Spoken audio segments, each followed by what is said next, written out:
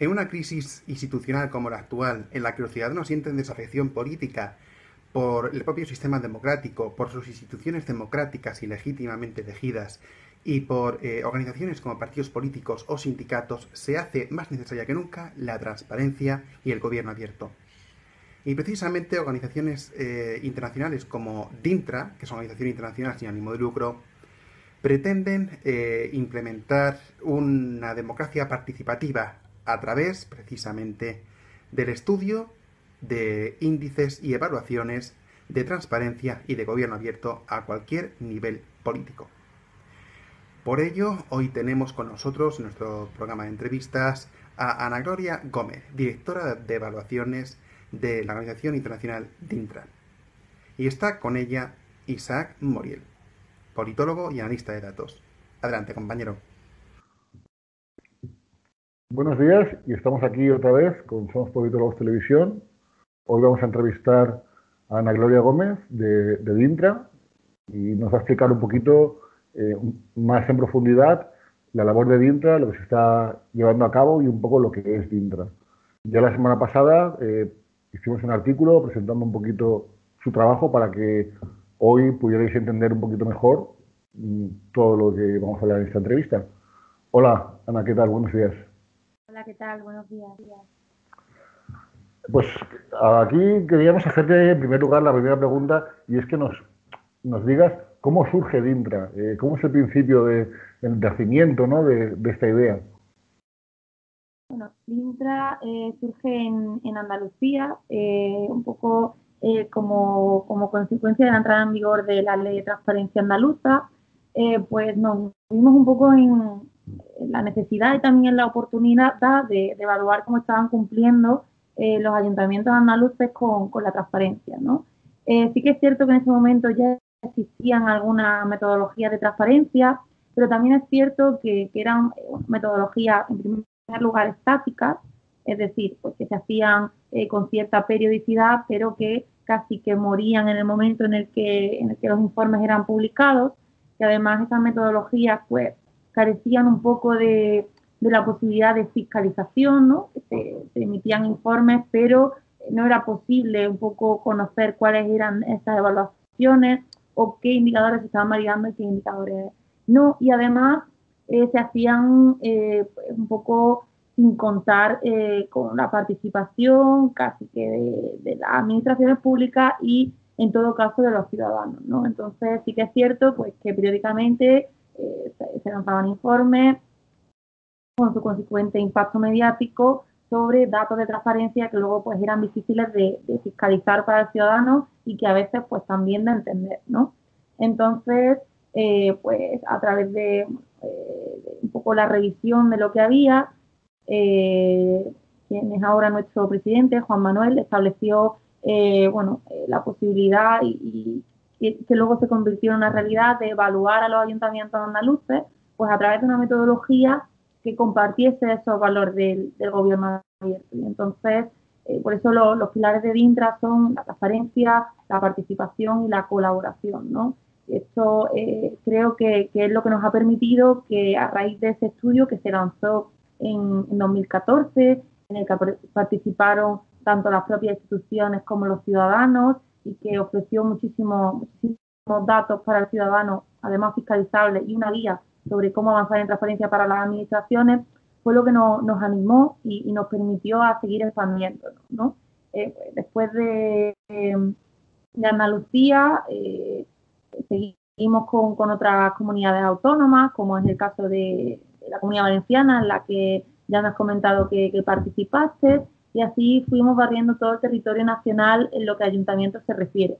Paralelamente, pues, aunque sí que es cierto que los ayuntamientos son los que están más cercanos al ciudadano y donde los valores del gobierno abierto cobran realmente sentido, sí que es cierto que no son todo lo público, ¿no? Sino que al contrario, el elenco público es muy amplio y que había muchas instituciones que debían de ser evaluadas. Entonces continuamos con evaluaciones siguiendo nuestra metodología de otro tipo de instituciones clásicas en el sentido de que ya habían sido evaluadas, como son comunidades autónomas, diputaciones, y a partir de ahí nos animamos a evaluar a instituciones que nunca jamás nadie había evaluado, como son los tribunales de cuentas, el defensor del pueblo, bueno, y un gran número de instituciones llegando, bueno, a las universidades, que sí que han salido estudios posteriores, o los servicios sanitarios. Incluso ahora estamos con la evaluación no solo del COVID, que se lanzó justo en la pandemia, sino de los hospitales públicos, ¿no? Porque al final mueven mueven muchos recursos y aunque lo teníamos previsto y tenemos la metodología diseñada desde antes de la pandemia, sí que es cierto pues que ahora pues ha cobrado un valor esencial, ¿no? Que los datos de los hospitales sean transparentes. Y por supuesto, cuando lancemos el estudio ya sí que vamos a incluir los datos relacionados con el COVID, aunque ya se incluyan muchos indicadores, ¿no? Como número de camas, bueno, qué utilidad se le da a esas camas, gasto en fármacos, bueno, un gran número de indicadores que tenían mucho valor y que sin duda con esta crisis sanitaria pues lo han cobrado, ¿no? Y esa es un poco la historia sobre cómo surge y cómo nos fuimos expandiendo y llegamos pues a la situación que tenemos ahora, ¿no? Donde participa un gran número de entidades,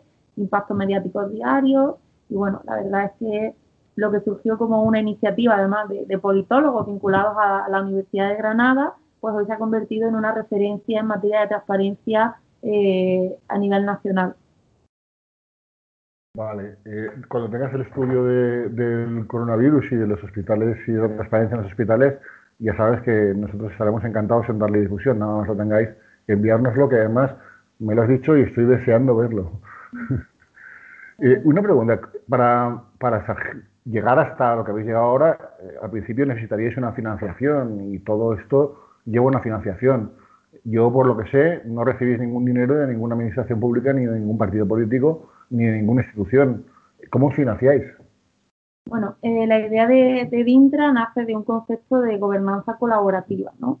Entonces, lo que en un momento fue el trabajo de los politólogos que se implicaron, que muchos forman parte hoy del equipo DINTRA y que otros participaron puntualmente, como fue tu caso, es el modelo que seguimos ahora. Entonces, tal y como exponía en el artículo y está recogido en los estatutos, los miembros del equipo DINTRA no reciben retribución de la plataforma y conseguimos llegar a un poco a cubrir este abanico tan amplio de entidades públicas pues a través de la colaboración de politólogos o de otro tipo de investigadores, de estudiantes. Por ejemplo, ahora tuvimos estudiantes en prácticas de la Universidad de Granada que formamos como evaluadores también en transparencia, y luego por parte del trabajo voluntario del equipo, ¿no? Nosotros somos consultores de profesión, el tema nos apasiona tanto desde el ámbito de la investigación como profesionalmente, y luego un punto importante es la colaboración de las propias instituciones, ¿no? Es decir, las instituciones no colaboran económicamente, pero sí que es cierto que, bueno, entran, alimentan sus evaluaciones, interactúan, nos hacen propuestas de evaluación, evidentemente todo pasa por un proceso de verificación, y esto nos lleva a que tengamos diariamente muchísima afluencia de visitas y de movimiento de datos gracias a la participación de los ciudadanos, que pueden ser investigadores o ciudadanos de todo tipo, miembros de organizaciones vecinales, pues que están interesados en promover la transparencia en su municipio, las propias instituciones que alimentan la plataforma de datos, porque al final esto tiene un impacto importante sobre su reputación, y luego en el ámbito metodológico, pues el equipo que dirige las investigaciones, bueno, lo hacemos de forma pues altruista y voluntaria, como casi todos los que nos involucramos en investigaciones de este tipo. Vale, pero imagino que de todas formas tendréis que tener algún tipo de ingresos, los despachos, los ordenadores. ¿Cómo obtenéis esos ingresos? DINTRA no tiene ingresos, o sea, lo que tiene es una cesión de la tecnología. DINTRA, bueno, aunque nace como Asociación Transparencia Pública, después se constituye como una organización internacional y precisamente de momento no ha obtenido ningún tipo de ingreso. Lo que tiene es el trabajo de los investigadores, la participación de los ciudadanos, la colaboración de las instituciones en estas evaluaciones y luego la cesión de la tecnología. Estupendo. Pues es un trabajal. Yo recuerdo cuando estuve con vosotros y el análisis que hacéis es minucioso hasta el extremo. Con lo cual, claro, entiendo que necesitáis la ayuda de la gente y que en realidad es por una de las cosas por las que queremos dar las difusiones precisamente para llegar a muchos más politólogos que puedan colaborar. He estado mirando la metodología que utilizáis y en la metodología habla de que los indicadores se obtienen mediante las leyes de transparencia, pero también mediante un código de buenas prácticas y un diálogo con la ciudadanía. Explícame un poquito más esa segunda parte, ¿no? De las buenas prácticas, porque la ley de transparencia la sabemos todos.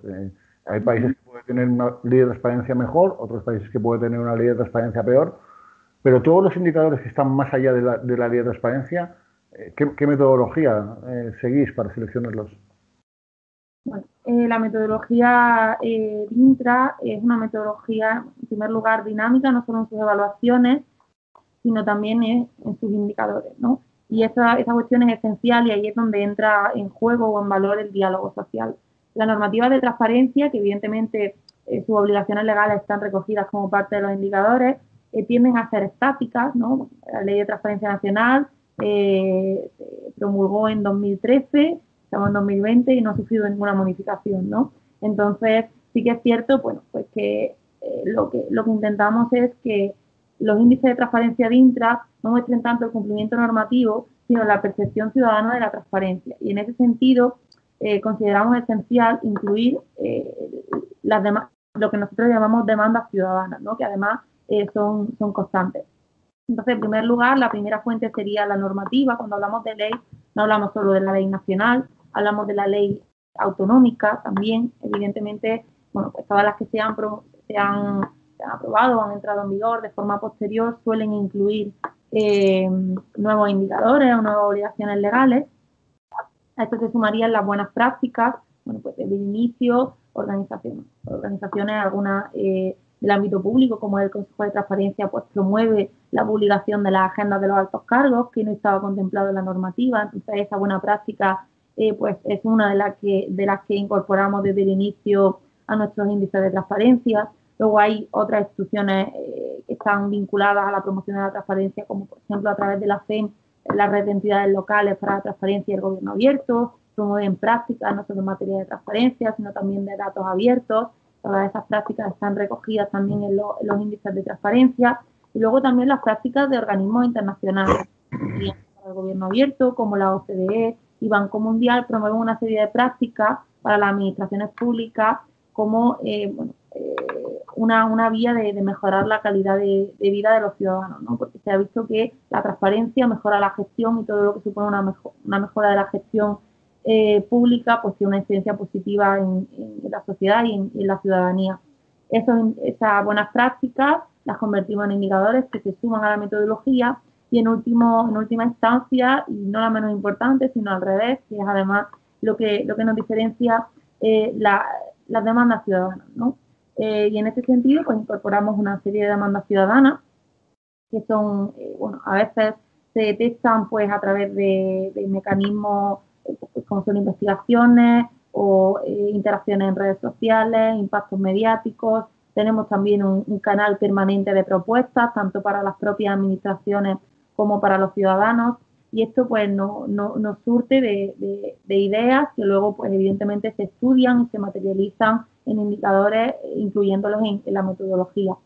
Para que todo el mundo entienda un ejemplo, pues a raíz del revuelo político que hubo en relación a las titulaciones universitarias que aparecían y desaparecían de los currículums, pues nosotros incluimos un indicador que es que las titulaciones que aparecen en el currículum se suba su reproducción, es decir, si soy licenciado en, se suba el título como parte del perfil político o de alto cargo. Esto no quiere decir que el indicador no se valide si no se dispone de una titulación, solo que si se indica la titulación en el currículum deberá de estar pues, acreditada mediante el enlace o la carga a esa titulación. Este es un ejemplo que creo que nos permite entender claramente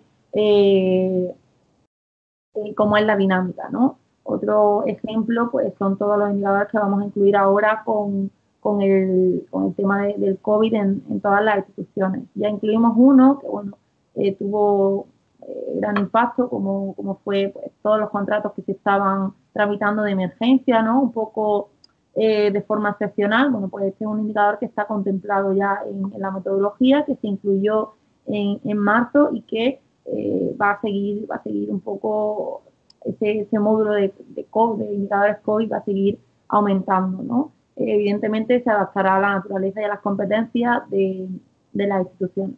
En el campo de las comunidades autónomas, pues tenemos previsto pues, que se publiquen datos sobre la incidencia en los centros educativos, que ahora cobran especial importancia, y bueno, entre otros, ¿no? de carácter sanitario. Vale, ¿qué opinas de la Ley de Transparencia Española? ¿Qué opina Dintra de la Ley de Transparencia Española? Bueno, creo que bueno, como investigadores y politólogos todos tenemos, cada uno de los miembros tenemos una opinión, aunque en esencia creo que es compartida, no solo de los miembros del equipo de Intra, sino de casi todos los investigadores que están vinculados al ámbito de la transparencia. La Ley de Transparencia Española nace con críticas y con deficiencias, ¿no? Pues que se han visto aumentadas a lo largo de los años, ¿no? Creo que en cierta medida esto está siendo salvado por las normativas autonómicas, entre las que tienen un desarrollo más amplio, pues destacan la ley canaria y la ley de la Comunidad Autónoma de Madrid, que entró en vigor este año, el 1 de enero, que sí que es cierto que amplía el marco de obligaciones legales, pero creo que es compartida la opinión, y sobre todo yo sí que la tengo muy clara, que la normativa de transparencia se enfoca mucho en el ámbito de la gestión pública y la burocracia pública, ¿no? Y desatiende un poco lo que realmente interesa a los ciudadanos. Se puede cumplir con la normativa de transparencia, que además, bueno, aunque sí que menciona los estándares de calidad, no es donde ponen el foco, pero que luego el ciudadano realmente no entienda o no llegue a conocer realmente cómo se están gestionando los asuntos públicos, ¿no? Creo que cualquiera que no esté formado en la materia y se enfrente a un presupuesto ya no solo municipal, sino de una comunidad autónoma como es la Comunidad Autónoma de Madrid, pues tiene dificultades para entenderlo. Por mucho que la ley haga incidencia y exponga, bueno, pues que se publique el límite de gasto no financiero. Bueno, pero los ciudadanos conocen lo que es el límite de gasto no financiero, o eso está un poco enfocado a aumentar sin realmente tener en cuenta cuáles son las demandas ciudadanas. Mejor el ciudadano lo que quiere ver claramente es cuánto está gastando en sanidad y cómo se diferencia ese gasto o cuál es la comparativa con otras comunidades autónomas, ¿no? Y eso es algo que desatienden las normativas de transparencia, ¿no? El legislador pone el foco sobre una interpretación de la transparencia que está más ligada a la prevención de la corrupción, que realmente, o al menos eso es mi opinión, que es lo que el ciudadano espera encontrar en un portal de transparencia. Entonces, bueno, creo que son positivas, que realmente, y la normativa, por ejemplo, canaria, que ha estado apoyada por evaluaciones del propio comisionado, ha fomentado que las instituciones se pongan un poco las pilas en transparencia, porque ese es el problema. También hay una normativa, pero ¿quién vigila que la normativa se esté cumpliendo, ¿no? Pues ahora sí que con los consejos de transparencia regionales se están, comenzando, en el caso de Canarias ya llevan varias ediciones, empezando a evaluar a las instituciones, algo que es completamente esencial. Luego, por otra parte, estamos las entidades evaluadoras de la sociedad civil, pues que pedimos otras cosas, ¿no? Pedimos que la información esté clara y nos adelantamos. Los procesos legislativos, pues son procesos evidentemente largos y rígidos, ¿no? Es muy difícil que una normativa a corto plazo se adapte a las demandas ciudadanas, pero creo que ese tándem normativa con entidades evaluadoras permiten que realmente se presione para que las instituciones avancen en transparencia. No sé si con esto respondo a tu pregunta o mi... Sí, es una buena respuesta, más o menos. Te has mojado más de lo que yo esperaba que te ibas a mojar, en realidad. ¿Qué opinas? Pues bueno, ya que te estás mojando, voy a seguir por este camino. ¿Qué opinas de los canales de participación que tenemos en el sistema político español? Los canales para participación ciudadana en los asuntos del Estado. Bueno, Probablemente los canales de participación no sean todos los eficientes que deben de ser, ¿no?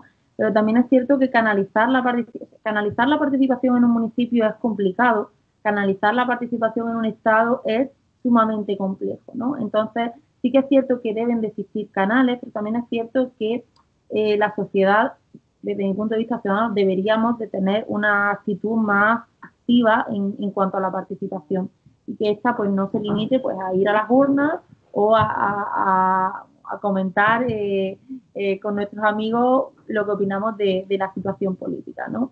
Entonces sí que es cierto que se están haciendo esfuerzos, de hecho, bueno, nosotros formamos parte del foro de gobierno abierto y un poco participamos en las diferentes ediciones de los planes de gobierno abierto, que son los que establecen precisamente estos canales de participación, pero también es cierto que desde el ámbito de la investigación y luego en el ámbito práctico es una cuestión compleja, ¿no? Porque sí que es cierto que si la participación no es alta, las decisiones que se tomen teniendo en cuenta esa participación desmerecen de alguna forma la democracia, ¿no? Porque al final el número de votantes que eligen a los representantes políticos es muchísimo más amplio que quienes participan, que es un número muy reducido de ciudadanos en esos canales. Deben de existir, deben potenciarse y estoy segura de que en los próximos años cobrarán especial valor y queremos a un sistema de una democracia más participativa, pero bueno, sí que es cierto, bueno, que creo que aunque no cubren o no consiguen canalizar toda la participación no que deberían, sino que esperan, sí que se está por lo menos intentando, ¿no? Poner en marcha herramientas de este tipo. A mí me llama mucho la atención, en contraposición a Suiza, por ejemplo, los canales para las iniciativas legislativas populares que tenemos en España y la falta de garantías que tienen. Creo que en gran medida ahí hay también que hacer incidencia. No existe un canal que dé garantías a los ciudadanos. ¿No crees que es una cosa bastante importante que deberíamos remarcar desde la sociedad civil? Desde luego sí es algo fundamental. No solo deben de establecerse canales que den garantías, sino que sean completamente transparentes, ¿no? Que se está promoviendo, que se está haciendo con esas propuestas, pero también es importante pues, que el ciudadano tenga la información suficiente como para que esas propuestas pues vayan un poco en consonancia con lo que realmente se está haciendo desde la gestión pública. En el plano del gobierno abierto y la implantación de un modelo de gobernanza colaborativa, que es al final lo que supone el gobierno abierto, el primer paso es la transparencia para reforzar esos canales de participación ciudadana. Creo que es necesario reforzar los canales de participación ciudadana, pero dar el segundo paso sin dar el primero con firmeza nos va a llevar a una puesta en marcha de una práctica que realmente no va a tener la incidencia que debería y consecuentemente no va a tener el impacto social que debería de tener, ¿no? Con lo cual creo que es importante, pero también creo que el primer paso es afianzar la transparencia, que los ciudadanos tengan un acceso a la información pública sin tanta traba administrativa, para que a partir de ahí, como parte de ese proceso participativo, la transparencia un poco cobre más sentido, ¿no? Un poco que uno retroalimenta al otro, pero dar uno sin el otro es muy complejo. Y esto se ve muy claro en el ámbito local, donde se intenta poner en marcha pues, no solo herramientas, sino procesos participativos, presupuestos participativos, ¿no? Y se hace un gran esfuerzo de comunicación. Pero si realmente el ciudadano no puede acceder ni siquiera a conocer cuál es la información presupuestaria, pues poco podrá decir de los presupuestos participativos. Y sobre todo, si no hay confianza ciudadana en la institución, el ciudadano no se va a implicar en un proceso participativo. Con lo cual, la transparencia es esencial no solo para ofrecer información a ciudadanos, sino también, y lo más importante, para ofrecer por lo menos que el ciudadano se sienta que puede confiar en la administración pública y que tiene algún tipo de garantía en esa participación, ¿no? Con lo cual, no es solo la información, es algo más allá, ¿no? Casi reputacional, ¿no? Y creo que nuestras instituciones públicas y más con el tema del coronavirus, pues han visto un poco mermada su reputación, por lo menos desde la perspectiva ciudadana. Hombre, ya llevan tiempo con su reputación menguada muchas instituciones. Las crisis de legitimidad en el sistema político actual en España por lo menos son, a mí me parecen más que evidentes. Yo mira, me gusta, a raíz de esto que estábamos hablando, mm, ¿qué opinas de la transparencia y de la participación política dentro de los partidos políticos españoles? ¿Se está haciendo algo? ¿Cómo lo veis? Porque creo que uno de los grandes problemas está dentro de los partidos, en cómo funcionan los partidos y en la política de partidos que hay en España. Ahí la transparencia y la participación creo que tienen mucho que decir. ¿Se está haciendo algo? ¿Se ha planeado algo? ¿Qué opináis de eso, Indra? Bueno, creo que bueno, esto ya se extiende un poco de nuestro ámbito de competencia, de la evaluación y de lo que nos abarca. Así que es cierto que, bueno, en lo que está en nuestra mano nosotros intentamos que la transparencia no solo esté vinculada al ámbito de las administraciones públicas, sino también a todas estas entidades que se financian con dinero público, aunque no sean administraciones públicas como tal, ¿no? Entonces, en ese sentido, creo que, bueno, que tanto los partidos políticos como los líderes políticos tienen la transparencia como un pilar de su discurso, pero que luego en la práctica tampoco sabría decirte muy bien por qué, ¿no? Porque ellos sí que tienen claro que reputacionalmente deberían de cumplir con estos estándares de transparencia, pero sí que es cierto que aunque se hizo un esfuerzo pues a raíz de la evaluación que nosotros lanzamos, si no me equivoco, bueno, alguna otra entidad también los ha evaluado alguna vez, pero sí que es cierto que si en algún momento publicaban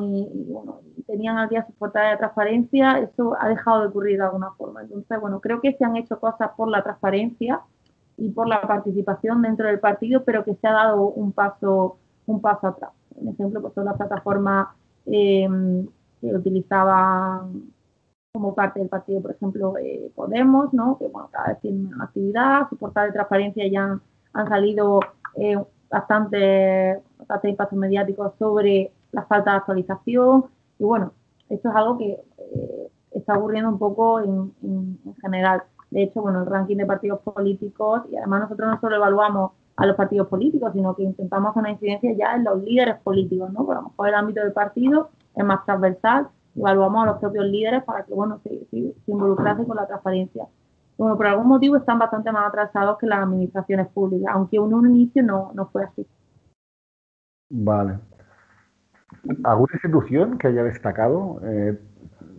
Si quieres, solamente dime las positivas para no buscarte un problema. ¿Qué institución con la que hayáis colaborado destacarías? De todos los estudios que hemos puesto en marcha, sin duda, y también quizás por su carácter peculiar, creo que las instituciones con diferencia que más se han volcado han sido las universidades. Las universidades, de hecho, bueno, no solo en el momento en el que fueron evaluadas, sino que están en continua actualización, intentan mejorar, ofrecer cada vez más datos y bueno, creo que como instituciones se han desmarcado completamente del resto de administraciones, ¿no? No solo no desoyen la transparencia, sino que les importa y cumplen con un índice que en nuestro caso de transparencia es muy exigente, ¿no? Y dentro de las universidades, bueno, pues desde que comenzamos, las que encabezan el ranking, que en su día participaron en la presentación del estudio, fueron Valladolid, Burgos y la Universidad de Murcia, que además no son quizás las que más suenan, ¿no? Luego, pues, en lo que es en el ámbito universitario, pues se vincularon todo el equipo directivo, los rectores, y la verdad es que creo que es algo esencial, ¿no? Porque si la transparencia entra como valor y pilar dentro del ámbito de la educación, los ciudadanos del futuro, bueno, las nuevas generaciones que empiezan un poco ya a comentar y a meter un poco de caña a las instituciones públicas, pues van a conseguir, ¿no? que esto se asiente y que avancemos y se van a involucrar cada vez más en los asuntos públicos, ¿no? Esto es positivo no solo por su interés, sino por lo que este interés significa. Muy bien, totalmente de acuerdo. De hecho, creo que las universidades deben ser además ejemplares en este campo. La educación es la forma de cambiar la sociedad y contra más transparente, más participativa y más, por decirlo de alguna forma, científica sea la educación, más apartidista, pues mejor nos va a ir a todos, supongo. ¿Qué apoyo institucional recibe DINTRA? O sea, ¿realmente qué instituciones os apoyan y ¿Alguna institución en particular, aparte de las universidades, os da un apoyo institucional que digas, oye, esta gente está cumpliendo, esta gente está que muerde?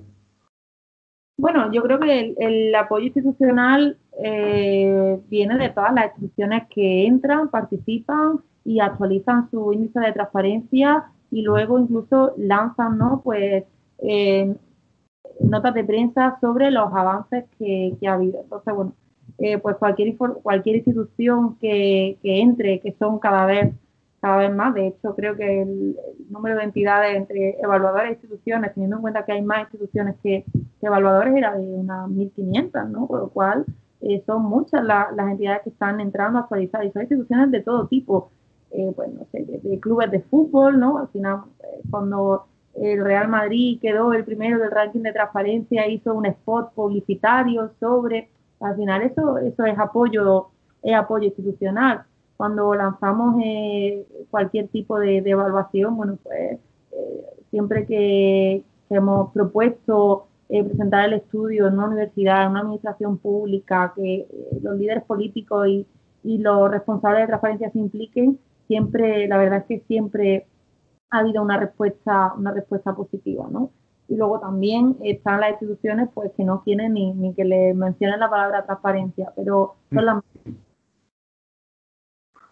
Vale.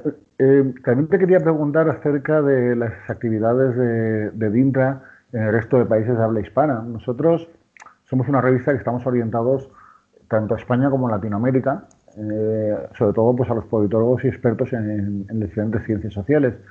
Y me gustaría que me contaras, pues, qué labor lleváis a cabo en Latinoamérica, hasta qué punto estáis desarrollados, en qué países tenéis un poquito más de presencia. Uh-huh. Bueno, respecto a la proyección internacional de DINTRA, bueno, nosotros comenzamos en España, hace aproximadamente un año nos constituimos como organización internacional, de hecho la sede está en Bruselas, y a nivel internacional pues hemos tenido proyectos puntuales con colaboración de otras organizaciones internacionales o bien locales.